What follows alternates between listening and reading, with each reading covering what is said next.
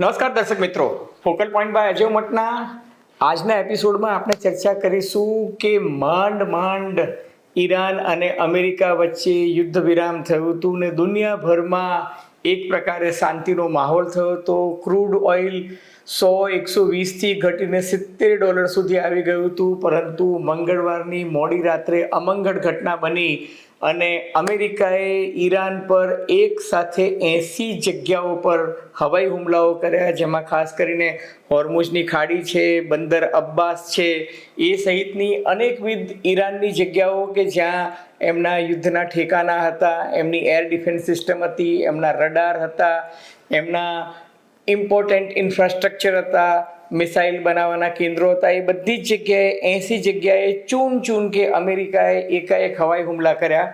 અમેરિકાનું એવું કહેવું છે કે ઈરાને યુદ્ધ વિરામનો ભંગ કર્યો, એટલે અમેરિકાએ એના બદલામાં આ હવાઈ હુમલાઓ કર્યા છે. અને હજુ ડોનાલ્ડ ટ્રમ્પ કહે છે કે યુદ્ધ વિરામનો આ સાથે અંત આવી ગયો છે.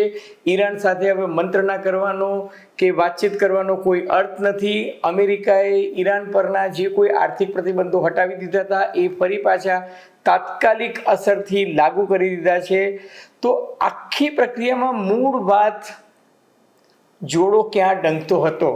હકીકત એ થઈ કે મંગળવારે મોડી સાંજે, એટલે ભારતીય સમય પ્રમાણેની હું વાત કરું છું, ઈરાને 3 જહાજો જે પસાર થતા હતા એ અમેરિકી સેનાની નિગેબાની હેઠળ એમના દિશા નિર્દેશ અનુસાર હોર્મુઝની ખાડીમાં એન્ટર થયા બાદ ઓમાન તરફથી એ 3 જહાજો નીકળતા હતા. અને એ 3 જહાજો કોમર્શિયલ, જેને વેહિકલ કહી શકાય, કે જે સિવિલિયન અને કોમર્શિયલ વેહિકલ હતા, જહાજો હતા, એ પસાર થઈ રહ્યા હતા. એમાંનું એક સાઉદી અરેબિયાનું હતું, એક કતારનું હતું, અને એમાં લગભગ 20 મિલિયન એટલે કે 2 કરોડ બેરલ જેટલું ક્રૂડ ઓઇલ હતું. અને એ જ્યારે ત્યાંથી પસાર થતા હતા તો ઈરાને કહ્યું હતું તેમ હોર્મુઝની ખાડીમાંથી પસાર થઈને ઈરાને જે રૂટ આપ્યો હતો એ રૂટની જગ્યાએ એ લોકો એક નવો રૂટ અમેરિકી સૈન્ય પ્રશિક્ષણના નેતૃત્વ હેઠળ એક નવો રૂટ જે ઓમાનના કિનારે થઈને બહાર નીકળે છે એ રૂટ પર એ જતા હતા.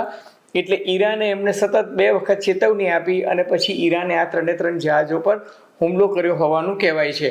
અલબત્ત ઈરાને સત્તાવાર રીતે કબૂલ્યું નથી કે આ હુમલો ઈરાને કર્યો છે, પરંતુ દેખીતી રીતે નામ ઈરાનનું આવે છે. ઈરાન એવું કહે છે કે આ અમેરિકાની ચાલબાજી છે અને ઈરાનને બદનામ કરવાની વાત આવે છે. અલબત્ત યુદ્ધમાં તો પેલું કહે છે ને કે everything is fair in love, war and elections. એના જેવું છે કે યુદ્ધમાં તો ગમે તે પ્રકારની વ્યૂહરચના સાચું ખોટું ચાલતું હોય છે. એટલે સાચું શું છે ખબર નથી, પરંતુ સાઉદી અરેબિયાએ ઈરાન સામે ભયંકર વાંધો ઉઠાવતા કહ્યું છે કે અમે આ ઘટનાક્રમની નિંદા કરીએ છીએ અને ભવિષ્યમાં જરૂર પડે અમે બદલો લઈશું.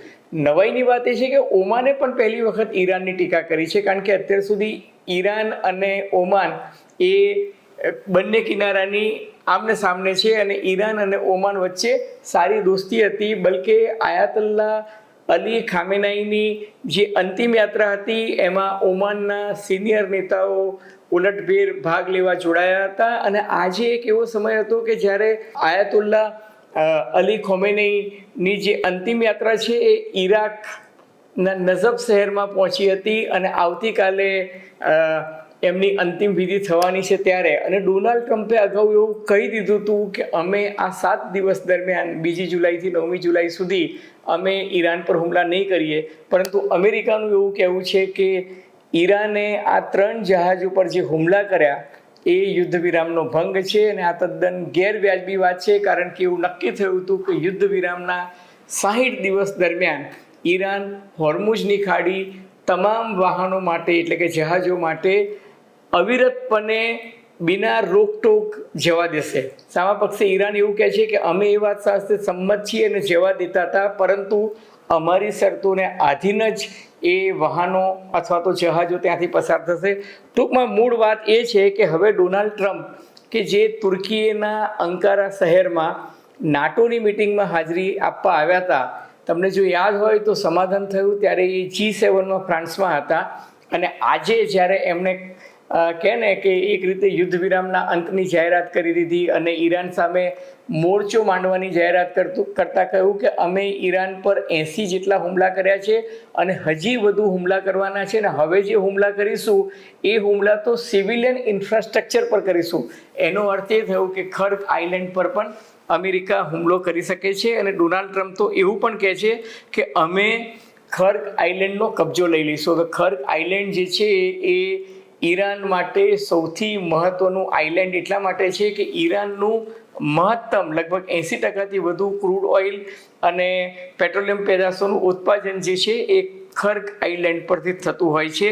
અને અમેરિકાએ કહ્યું કે અમે ઈરાન પરના તમામ પ્રતિબંધો જે હટાવી દીધા હતા એ ફરી પાછા લાગુ થઈ ગયા છે. એનો અર્થ એ કે હવે ઈરાન જે છે એને આર્થિક રીતે બરબાદ કરવાનો કિમિયો જે છે એ ડોનાલ્ડ ટ્રમ્પ શોધી રહ્યા છે. અને ઈરાન જે પોતાનું ક્રૂડ ઓઇલ વર્ષો બાદ ફરી પાછું ઓપન માર્કેટમાં વેચતું હતું એની પર એમને પ્રતિબંધ મૂકી દીધો છે. હવે મહત્ત્વની વાત એ છે કે ઈરાન પર હવાઈ હુમલા જારી હતા. ઈરાને કહ્યું કે અમે હવે જડબાતોડ જવાબ આપીશું. ને ઈરાને કુવૈત અને બહેરીન સહિત અમેરિકાની લગભગ 85 જેટલી લશ્કરી છાવણીઓ, એમના અમેરિકી સૈનિકોના ઇન્ફ્રાસ્ટ્રક્ચર, એ બધી જગ્યાએ એમને હુમલા કર્યા. અને હુમલા કરીને એવું કહ્યું કે જો ડોનાલ્ડ ટ્રમ્પ અમને ધમકી આપતા હોય તો અમે ધમકીની ભાષામાં વળતો જવાબ આપીએ છીએ અને કહીએ છીએ કે યુદ્ધ વિરામનો ભંગ ઈરાને કર્યો નથી. અમેરિકા માત્ર બહાનું શોધતું હતું. અમે આવી કોઈ ધમકીથી ડરતા નથી. અમેરિકાને શરમ આવવી જોઈએ કે જ્યારે આયાતોલ્લા અલી ખામેનાઈની અંતિમ વિધિ ચાલી રહી છે ત્યારે આ પ્રકારના હુમલા કરવાની એ કોશિશ કરે છે અને સાજિશ કરે છે.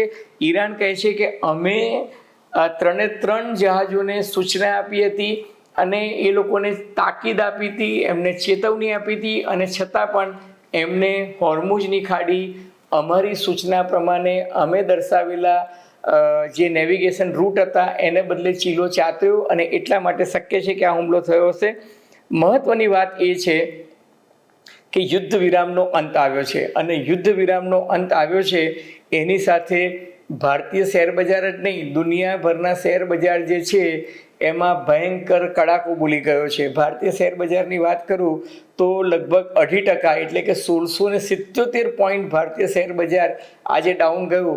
બલકે ડોનાલ્ડ ટ્રમ્પે જેવી જાહેરાત કરી કે અમે ઈરાન સાથે યુદ્ધ વિરામનો હવે ભંગ કરીએ છીએ, ઈરાન સાથેનું મેમોરેન્ડમ ઓફ અન્ડરસ્ટેન્ડિંગ જે છે એને હવે ફૂગ જાહેર કરીએ છીએ. એમને તો ઈરાન ના નેતાઓ વિશે જે અતિશય કડવા અને ગાલી પ્રદાનવાળા જે નિવેદનો કર્યા છે એ હું મારા પોડકાસ્ટમાં બોલી શકું તેમ નથી, પરંતુ કહેવાનો એમનો સૂર એ હતો કે ઈરાનની નેતાગીરી જે છે એ બેજવાબદાર છે. એમની સાથે મંત્રણા કરવી એ સમયની બરબાદી છે. હું એમની સાથે મંત્રણા કરવા માંગતો નથી. એમના નેતાઓની માનસિકતા એકદમ બીમારું છે અને હવે ઈરાન જે છે એ અમારી સહનશક્તિની કસોટી કરી રહ્યું છે અને હવે અમે ઈરાનને બરબાદ કરી નાખીશું. ઈરાનના બ્રિજ, ઈરાનના પાવર પ્રોજેક્ટ્સ, ઈરાનની રિફાઇનરીઓ, ઈરાનના જેટલા પણ રેલવે ઇન્ફ્રાસ્ટ્રક્ચર છે અથવા તો બીજા ઇન્ફ્રાસ્ટ્રક્ચરના પ્રોજેક્ટ છે એ બધા પર અમેરિકા હુમલો કરશે અને ખર્ગ આઇલેન્ડનો કબજો કરી લેશે. સામા પક્ષે મેં તમને કહ્યું તેમ કે આ જાહેરાતની સાથે ભારતીય શેર બજાર 10 મિનિટમાં 1000 પોઈન્ટ ડાઉન જતું રહ્યું. તો એની અસર ભારતીય રૂપિયા પર પણ પડી. ભારતીય રૂપિયો જે છે એ 54 પૈસા ગગડી અને 95.54 પર આવી ગયો. નિફ્ટી 516 પોઈન્ટ ડાઉન ગઈ. બેંક નિફ્ટી 1458 પોઈન્ટ ડાઉન ગઈ. ક્રૂડ ઓઇલ કે જે 2 દિવસ પહેલાં $70 પર હતું એ $79.60 એટલે લગભગ $10 જે છે એ ક્રૂડ ઓઇલમાં વધી ગયા. જાપાનની શેર માર્કેટ 2.15% ડાઉન છે. સાઉથ કોરિયાનું માર્કેટ 5.5% ડાઉન છે. યુરોપ અને યુકે એટલે કે બ્રિટનનું શેર માર્કેટ છે લગભગ 2.5% જેટલું ડાઉન છે. અને દુનિયાભરના નિષ્ણાતો કહે છે કે હવે જો યુદ્ધ ફરી થશે તો યુદ્ધ ની જે અસર છે એ મધ્ય પૂર્વમાં અને પશ્ચિમ એશિયામાં સૌથી વધુ જોવા મળશે. અને ફરી એકવાર જેમ શેર બજારમાં કડાકો થયો છે અને ક્રૂડના ભાવમાં ઉછાળો થયો છે, આ પેટર્ન જે છે એ ચાલુ રહેશે.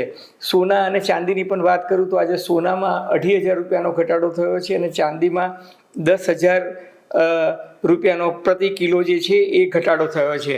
હવે ઈરાને મોડી સાંજે અમેરિકાને કહ્યું છે કે તમારામાં તાકાત હોય તો ખર્ગ આઇલેન્ડ પર કબજો કરવાની કોશિશ કરજો, અને એ સંજોગોમાં અમે તમને ખાતરી આપીએ છીએ કે એક પણ અમેરિકી સૈનિક જે છે એ જીવતો પાછો નહીં જાય.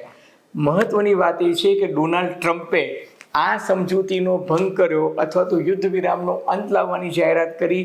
એનું ટાઈમિંગ તમે જુઓ તો ટાઈમિંગ અત્યંત મહત્ત્વનું છે. એક તરફ આયાતુલ્લા અલી ખામેનાઈની અંતિમ વિધિના આગલા દિવસે આ પ્રકારની જાહેરાત, અમેરિકા દ્વારા એકી સાથે 80 જગ્યાએ હુમલા, અને એ પણ ક્યારે કે જ્યારે નાટોની મહત્ત્વની બેઠક તુર્કીના અંકારા ખાતે મળી રહી છે અને અંકારામાં નાટોના દેશો સાથે ડોનાલ્ડ ટ્રમ્પે સમજૂતી કરી અને હવે નાટો એવું કહી રહ્યું છે કે ઈરાનની નેતાગીરી બેજવાબદારીપૂર્વક વર્તી રહી છે અને કોમર્શિયલ જહાજ હોય એમની પર એમને હુમલો નહોતો કરવો જોઈતો.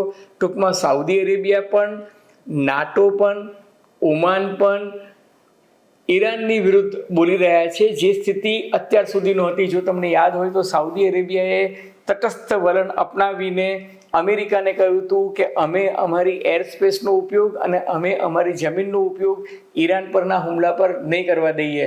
સાઉદી અરેબિયાએ ઈરાનને મદદ કરી હોવાનું પણ કહેવાય છે. એથી પણ આગળ આયાતુલ્લા અલી ખામેનાઈની અંતિમ વિધિમાં સાઉદી અરેબિયાનું મોટું પ્રતિનિધિ મંડળ બિન બોલાએ આવ્યું હતું અને ઈરાન સાથે દોસ્તીનો હાથ લંબાવવા માંગતું હતું. એ સંજોગોમાં આ જે ઘટનાક્રમ બન્યો છે એ જોતાં એવું લાગે છે કે માહોલ હવે બગડી રહ્યો છે અને શેર બજાર જે છે એ લિટમસ પેપરની માફક તરત રિએક્ટ કરે છે. એનો અર્થ એ કે આજની તારીખે માહોલ ખરેખર ચિંતાજનક છે. જો અમેરિકા હુમલાઓ વધારશે અને ઈરાન પર વળતો પ્રહાર કરશે તો મને એવું લાગે છે કે આવનારા દિવસોમાં ઇઝરાયલ ફરી એકવાર લેબેનોન પર હુમલા વધારશે અને ઇઝરાયલ અમેરિકા સાથે આ યુદ્ધમાં જોડાશે તો ચીન અને રશિયા ઈરાનની પડખે ઓપનલી આવશે કે નહીં આવે, આ તમામ સમીકરણો જે છે એ બહુ જ પ્રવાહી પરિસ્થિતિ સૂચવે છે. અલબત્ત આગે આગે દેખો હોતા હૈ ક્યા. મિત્રો, તમને ફોકલ પોઈન્ટ બાય આયોજક ઉમટનો આ એપિસોડ નવ ગુજરાત સમય અને અમદાવાદ મિરરના સથવારે ગમ્યો હોય તો એને લાઇક કરજો, શેર કરજો, સબસ્ક્રાઈબ કરજો. આપ શું માનો છો? આપની ટીકા ટિપ્પણી અને પ્રતિક્રિયા અમને ગમશે. ધન્યવાદ, ખૂબ ખૂબ આભાર.